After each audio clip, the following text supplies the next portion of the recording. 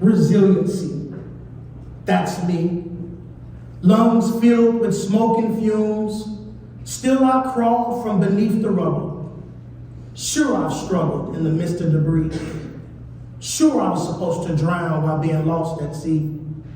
You can call me Ricky or Resiliency.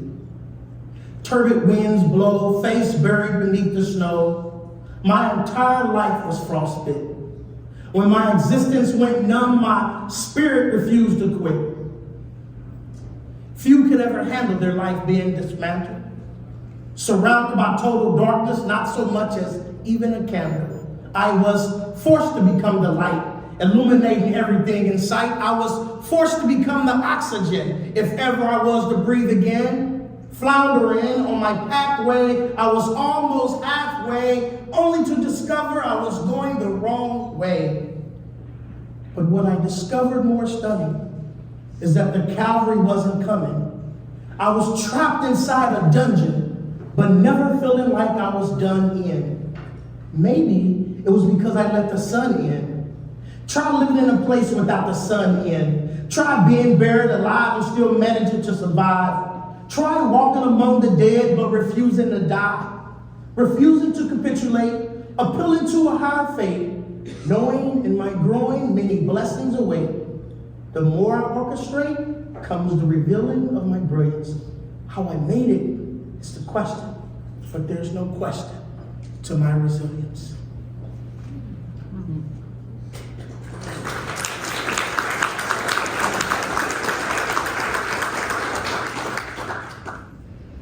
On August 15, 2019, after 23 years of tenacity and resilience, I was finally able to walk in my freedom again.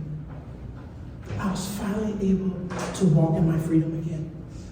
And from out of the ashes, I came wounded, but not broken. Carrying with me lessons from my dark experience, hoping to offer them as light to others. To you all today. The power of one is the greatest lesson that I have discovered.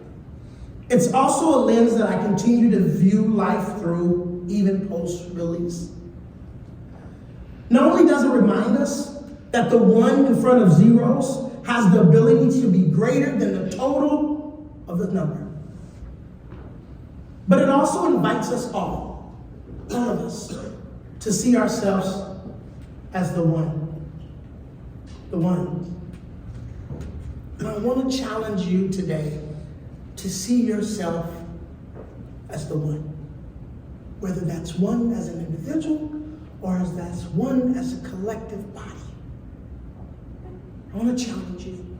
I want to talk about four key things that can help you decide, am I living in such a way where I too possess and understand, as Ricky, the power of one.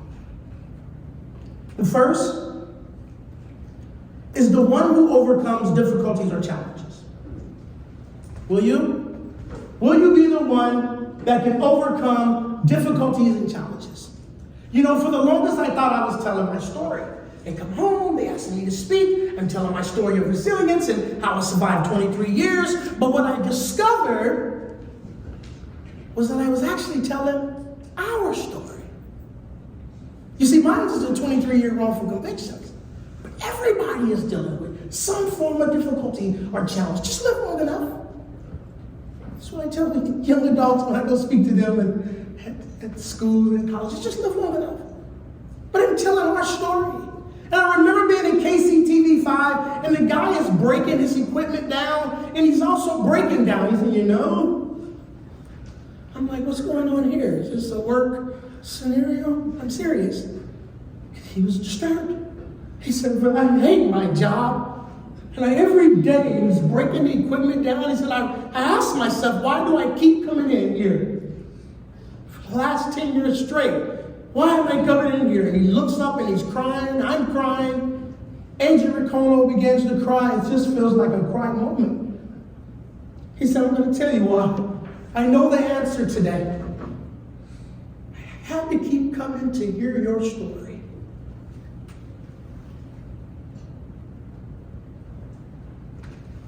just held him. We was in the green room. I reached out, I gave him a big hug. And that helped me realize, because I thought it was my story. I'm here to tell my story. And nobody else has a story. It's my story. Excuse me. No, it's our story. People just say, you have this unique gift and ability to get up and not just tell your story, but you're telling our story. And it's not just that you can be resilient, but we can be resilient. That's what people would say. That's what people would say.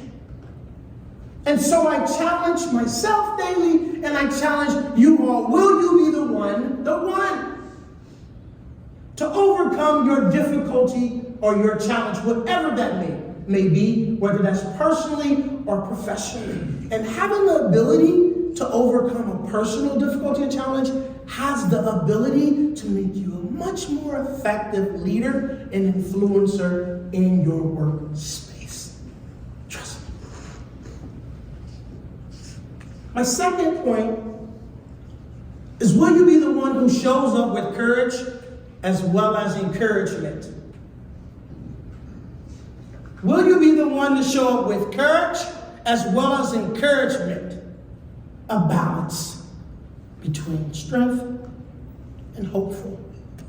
It's important. Because a lot of people say, I lead with courage. But do you lead with encouragement?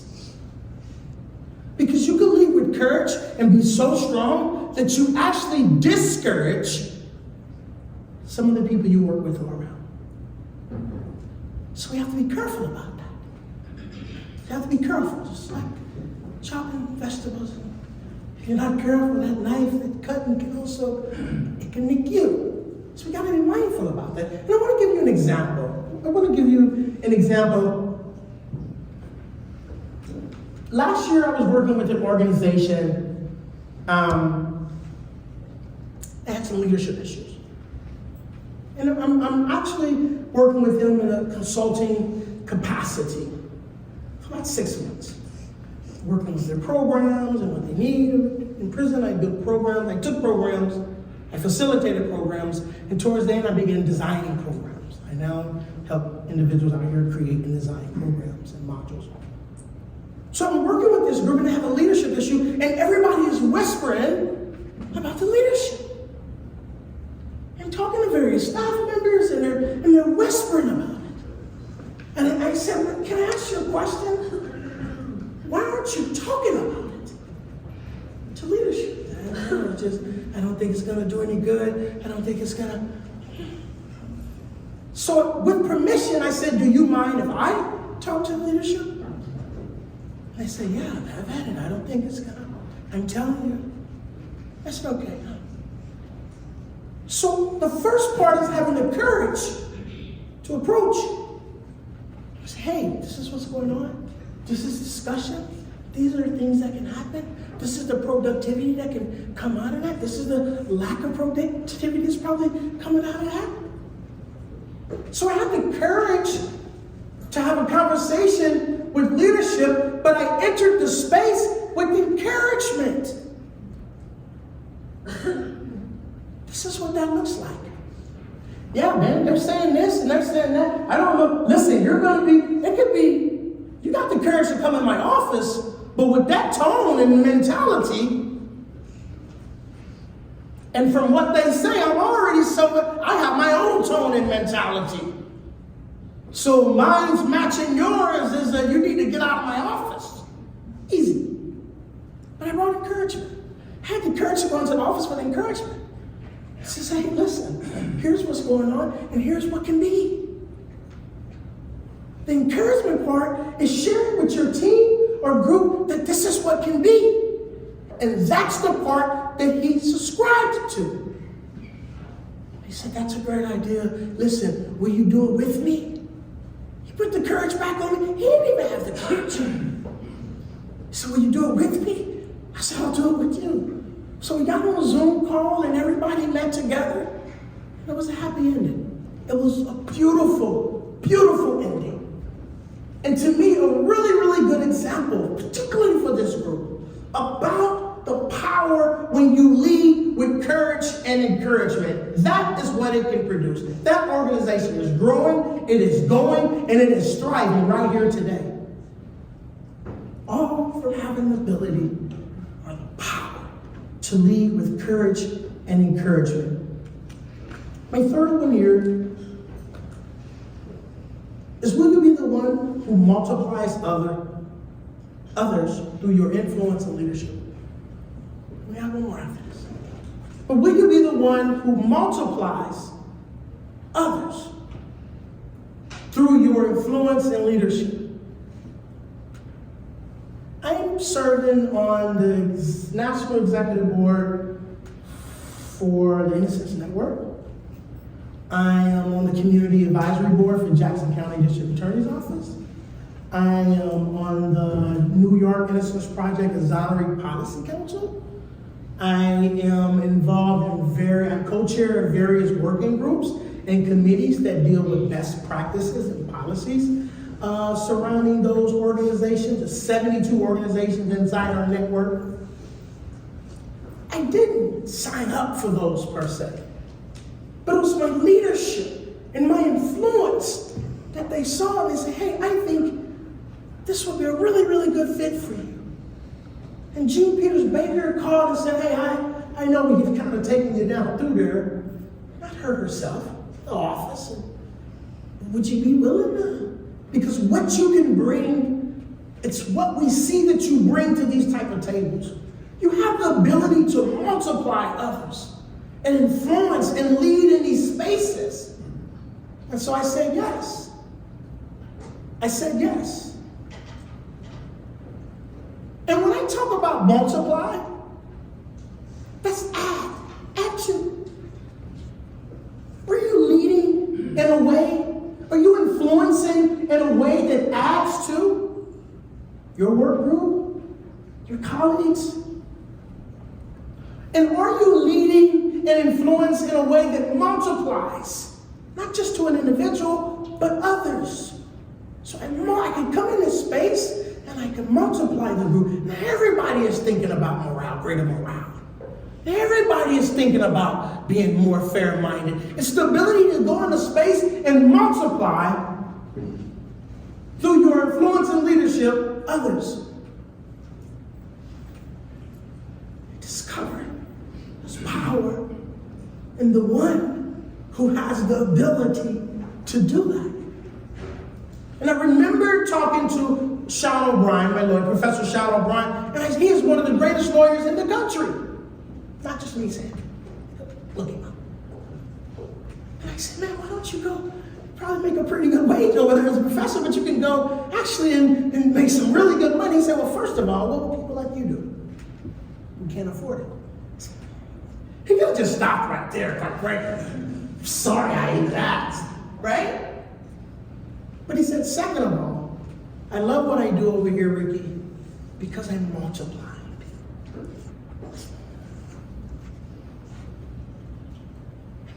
Grow. And I'm producing more of me. So there's more Sean O'Briens in the world, and there is. He's producing these amazing lawyers, these law students who are becoming amazing lawyers. He said, so no, I think I'm going to stay put. And so I just want to challenge you today to really think about the space that you occupy and ask yourself, am I, through my influence and leadership, multiplying others around me? And how can I best or better do that? And the last point is hugely important. Do I have the power, or am I the one who defies the odds or create the kind of change where the odds no longer exist? Remember the 1% odds I talked about? 1% chance. Am I the one who defies the odds or create the kind of change where the odds no longer exist? Oh, sure. Honestly, I may be known for my speaking, for media appearances, for the awareness campaigns that I'm involved in surrounding wrongful convictions. But what I'm extremely passionate about is the workshops, and the prosecutor trainings that we're doing in Jackson County. Every new hire that comes through that office now goes through our training program. For me and for you, it's not that we just get to defy the odds, but we get to create the type of change that eliminates the odds. And so I began to focus on how can we, yeah, I never forgot that 1% it's only 1% that's ever successful on appeal. So how do we change that? How do we change that? Oh, through better training programs for law enforcement, for prosecutors. Oh, the resilience training. Oh, all these various models. Oh, through working with policy makers and legislators. And we're in Nebraska next week, sitting with senators to work on a new bill that eliminates the odds. So there's no odd to overcome. I want you to think along those lines. I want you to think along those lines. And then I want you to ask yourself, how am I as an employee? And how are we as a company defying the odds? Or creating the kind of change where the odds no longer exist? It's a good question to leave with. It's a really, really good question to leave with. How am I defying odds? Am I the first female that ever taken this position? Am I eliminating where I won't be the only one? Am I the first LGBTQ community member? How am I defying the odds? And what actions am I taking or this company taking to eliminate the odds? There's no more odds. They're gone. And I just feel compelled to believe that Lockton didn't actually get this far without thinking about that. But it's a good reminder. It's a good reminder for us all. It's something I think about every day. To be here with you today, it took an amazing, strong team of folks. Some for which you heard I mentioned. Which leads me to the closing point about the power of one. The greatest value in the number one is when that number represents the collective body or the collective efforts of many.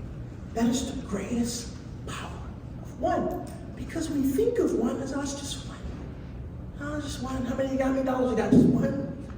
And it's just one.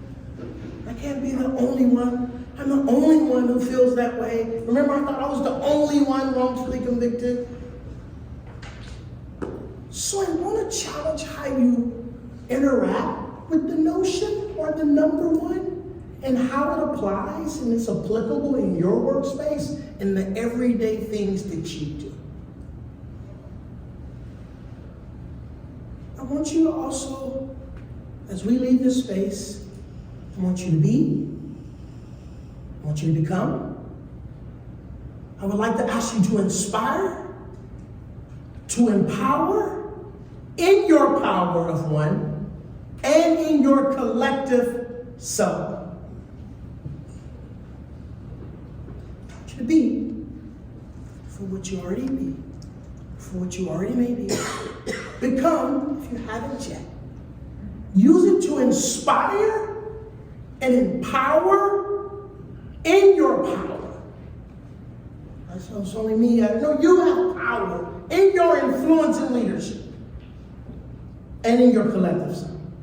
Thank you so much, Lockton, for having me. It's been a great pleasure. I really appreciate you all today. I hope this message resonates in a way that creates change that matters. Thank you so much again, and I appreciate you. Now we can open it for questions.